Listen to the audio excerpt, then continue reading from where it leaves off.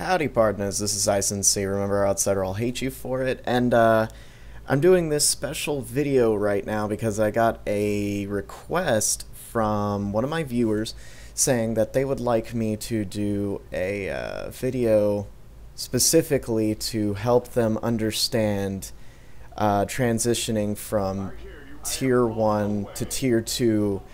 And I took it a step further and even said that I'd go ahead and show how to specifically do so for getting into Tier 3. I played this game just a small moment ago, and I may or may not be actually good at this because I'm doing this completely different than how I usually record. I'm having to narrate this after I've actually played the game. But yeah, as you can see, just sending out my units right now, and this is played on Legis High Stratum against an Eldar player. He did use the Warlock hero, and I am using my standard Force Commander hero. One of the things that you have to remember, one of the most key aspects of knowing when you're supposed to transition and how, is gauge yourself by your opponent's actions. That may sound kind of strange to you, but here in a little bit we will definitely get more in depth to how that actually works. So you can see all of my guys are going out getting some good capturing done. This is very imperative to do in the early part of the game if you want to get your timing right for Tier 2. You can see throwing down all three of my generators at one time. Generally, that's how you kind of want to do it before you go ahead and get your next unit, depending on what race you're going to be playing. I would say that you are going to spend roughly about 450 to 500 requisition, and then get your generators, and then you can go for an additional unit after that.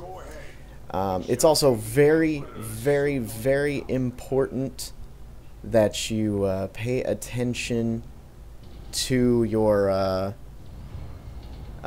how much you spend in the early game, because if you spend way too much early on, then you're going to fall behind. Your opponent's going to get into Tier 2 well before you, and they're going to pull out something like an armored vehicle that you are not going to be able to deal with at all.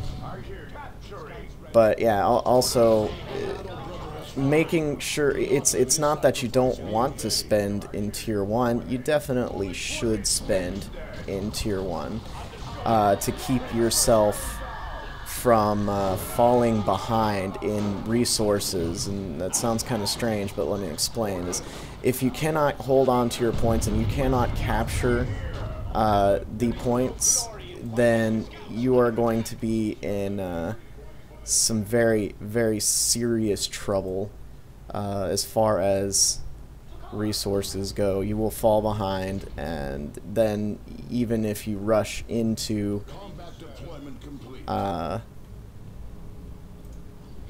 even if you go ahead and rush into Tier 2 and get that early armor out, it's more or less going to be all for naught, because they will be able to hold off whatever you pull out. Probably because they have already gotten into Tier 2 much faster than you. It's also very important that you pay attention to your gen farms.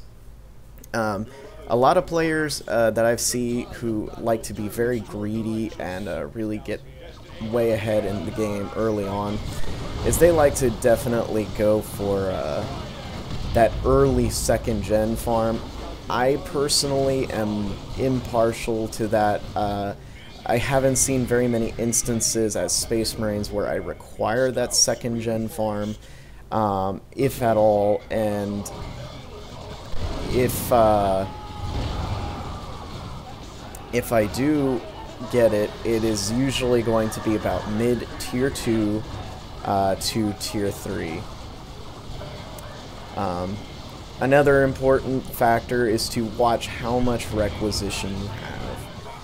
If you're still in tier 1 and you notice that you are floating, you know, about 600 requisition, and you almost have enough power to go into tier 2, go ahead and spend that on something, whether it's a 2nd gen farm, as long as you can control it and keep it safe, or go ahead and buy another squad in tier 1. There's really no harm in it. All it will do is just get your army a little bit more buff, and it will protect you.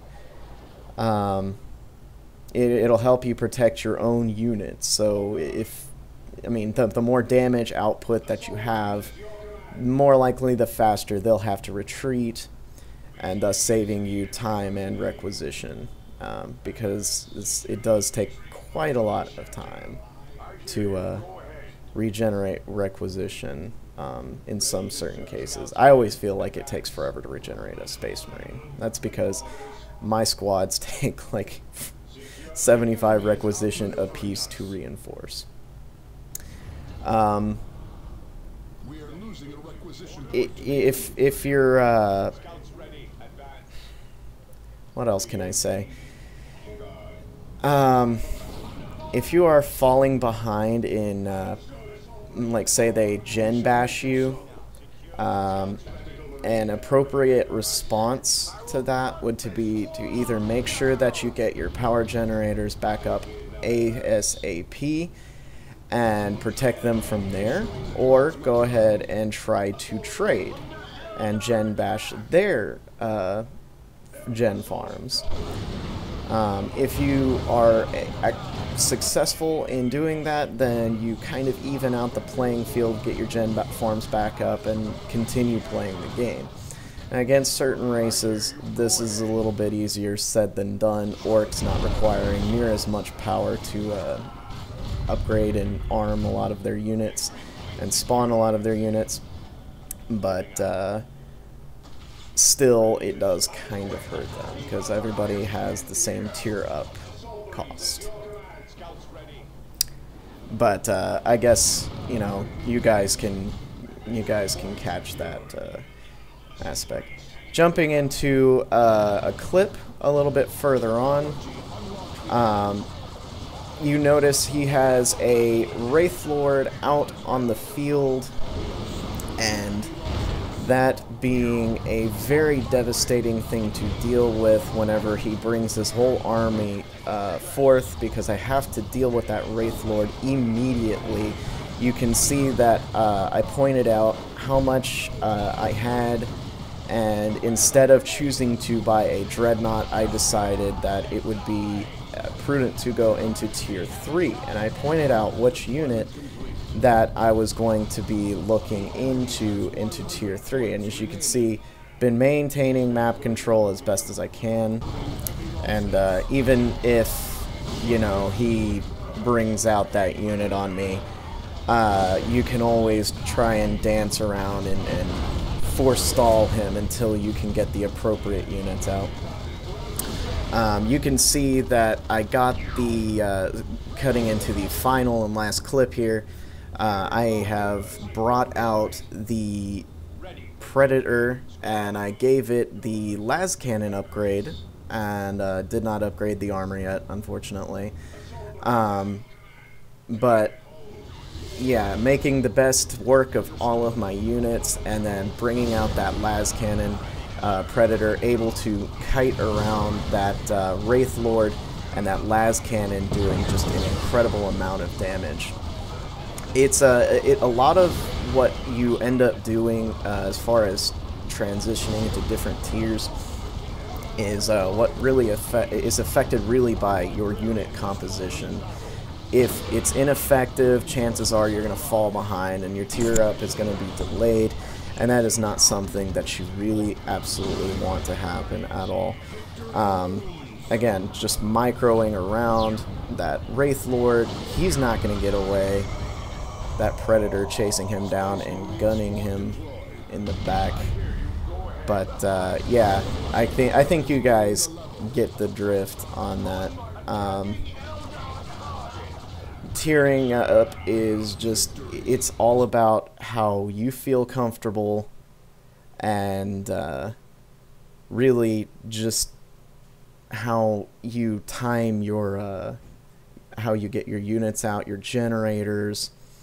It is slightly different for every race, but the general idea is the same. You roughly want to spend early on about 500 requisition, 400 to about 500 requisition, purchasing your initial units, going out, capturing, protecting all of your resources, hanging on to them as best as you can, making favorable engagements, and so on and so forth. Just, you know, resources, resources, resources. This game is very big on resources. Also, getting those gen farms, and make sure that you protect them. If you lose them early on, that is a huge blow. It's not over. The game doesn't end, but if you're not careful, it can. But definitely also make sure that you pay attention to what your opponent is doing and react off of that. It's not a bad thing to take initiative, but you must be aware of what your opponent is capable of, at least if you're going to do that. Yeah, that's pretty much it. I hope this video helped. If it didn't, if there was something I could have done better, or if I didn't explain something, leave a comment below. Also, feel free to message me to my inbox. I'm okay with letting people leave comments on my own page, but it does not give me an alert whenever someone leaves a comment on my own channel, and that's kind of frustrating. So I don't know to check that nearly as well as I do my inbox or my messages, or for, you know, that I got a comment or something. If you like the video, leave a like. That helps me out quite a bit. And we are almost to 20 subscribers, and I'm going to do something absolutely wonderful and special for that number. I'm not exactly too sure what it's going to be, but it's going to be awesome. But yeah, and also, if you love the videos, you love what I'm doing, I'd love to have you as a subscriber, and there will be plenty more videos to come. That's it. This is Ice and Sea. Remember how it's said, or I'll hate you for it, and I'll catch you partners later.